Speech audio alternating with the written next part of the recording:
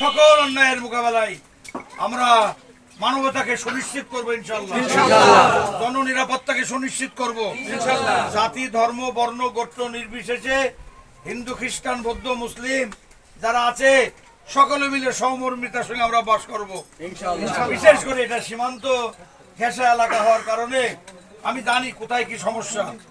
প্রত্যেকটা ইউনিয়নের সমস্যাগুলো, রাস্তাঘাট, ব্রিজ, কালভার্ট, সীমান্ত সমস্যা, মাঠ ঘাট সমস্যা, সব সমস্যাগুলো কিভাবে সমাধান করা যাবে অবশ্যই আমি সর্বদলীয় নেতৃবৃন্দকে আল্লাহ যদি সেদিন করেন সাথে নিয়ে সমস্যা চিহ্নিত করে সমস্যাগুলো সমাধান করবো ইনশাআল্লাহ আল্লাহ। এবং যে সীমান্ত আমাদের যে বিজেপি ক্যাম্পগুলো আছে সেগুলোকে লজিস্টিক সাপোর্ট দিয়ে এগুলো আরো সংস্কার সাধন করে, মান উন্নয়ন করে, সীমান্ত চৌকিকে শক্তিশালী করে, জননিরাপত্তা আইনকে জোরদার করে সীমান্ত এলাকাটাকে নিরাপদ চলাচলের ব্যবস্থা করবো ইনশাআল্লাহ।